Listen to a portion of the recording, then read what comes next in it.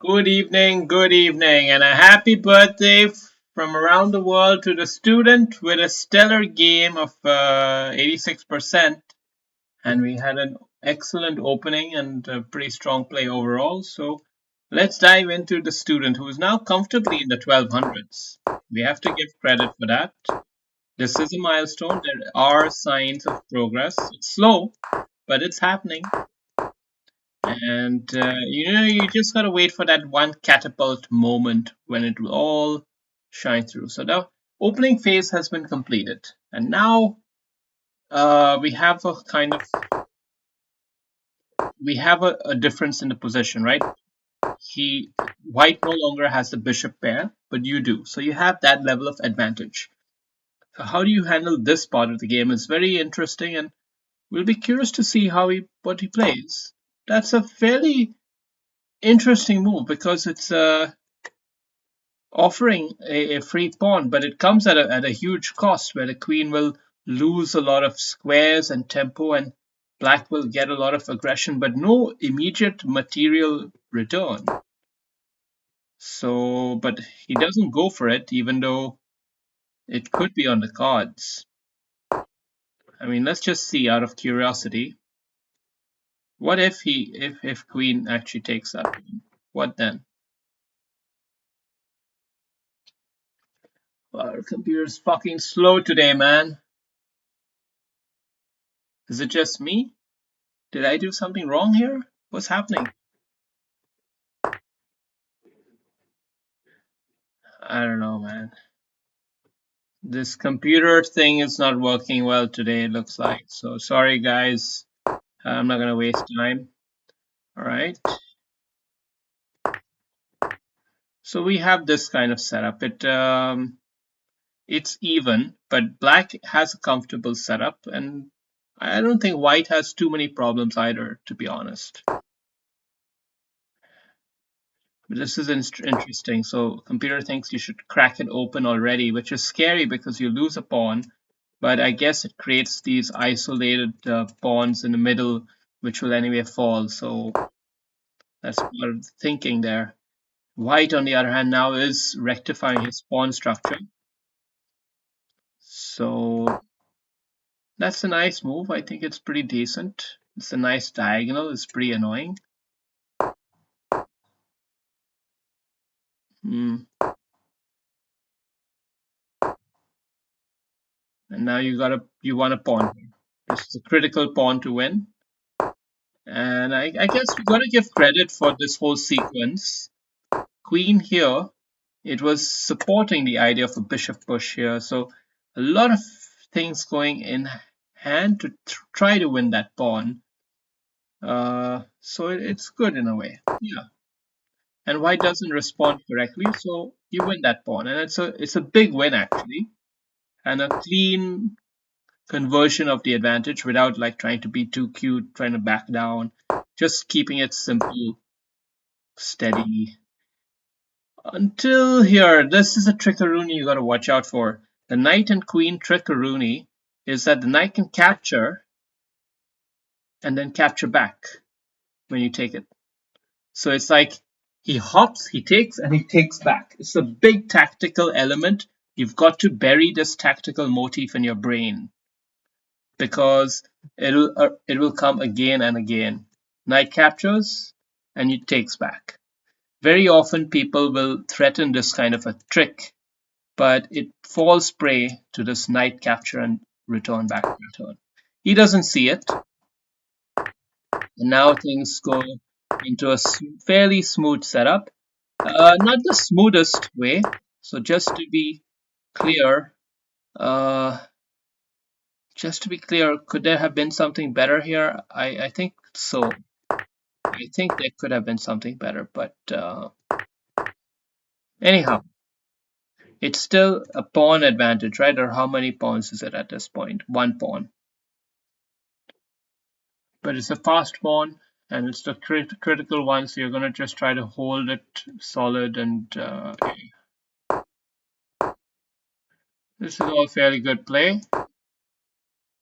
That's now creating a bit too much air in the position, possibly, but It does have a good follow-up plan if he allows you to play it, but he'll most likely play this.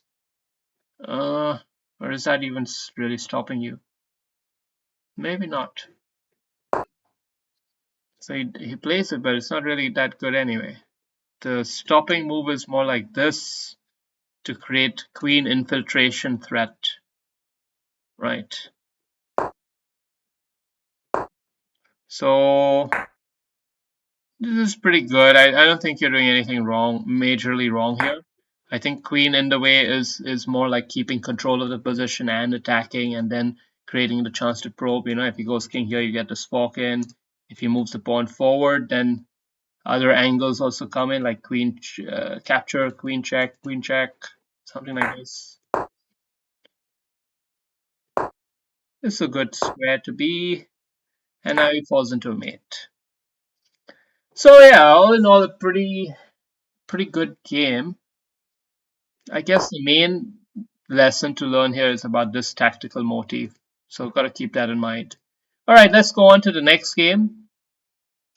This was a topsy-turvy game where white had the advantage most of the time and student pulled it back a couple of times in the middle game until finally at the very end.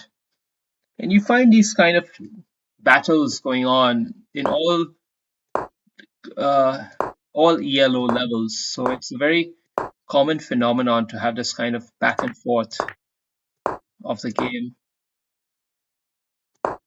But here, what's happening? Oh, by the way, let's flip the table here because black is the one who is not playing correctly here. So this is a key opening phenomenon to watch out for. This is a king's gambit, right? It's a very weird one to offer this pawn. And I'm not familiar with the opening line myself, in all honesty, so I don't know how to play it, but I have seen many lines which involve capture and bishop and pawn up here, you know, sort of crazy type of stuff like that. But you're playing it in a more natural way, like kind of ignoring of what it is. And it has created this momentum, but this is the totally wrong square because pawn kick here and you just lose a knight. So that's exactly what happens. Pretty much. That's what happens. So you're down in a huge way, but your structure is still solid. And it takes guts to play when you're down like this and continue to believe. But that's what it's all about. It's ultimately about belief, right? And look at what happened here. Chalcidianus overstretches his hand. He tries to be a grandmaster and he walks into a blunder. I mean, this is just a downright blunder. He missed the order of what he needed to do, which was maybe capture here first, and then he could try this. But he just there's crime to pay on both sides here, okay? Calisthenes has not spent any time, and he's just played this move hastily, and the student has responded hastily as well. Look at this. Bad play. Bad play because it's reactive. It's like, oh, I'm under so much pressure. Let me stop it. Let me stop it. No, it's a mistake.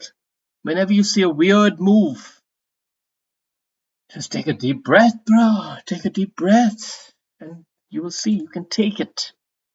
But this is a reactive move. And so the dance continues.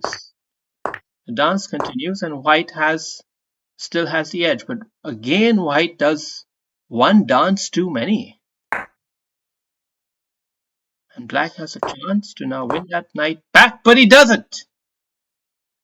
This is this is something unbelievable in many ways. Like this is not good chess. Have to admit that. But it's still somehow an even position, I would say, close to even position because black has the bishop pair and two passed pawns, so there's plenty to play for. Uh,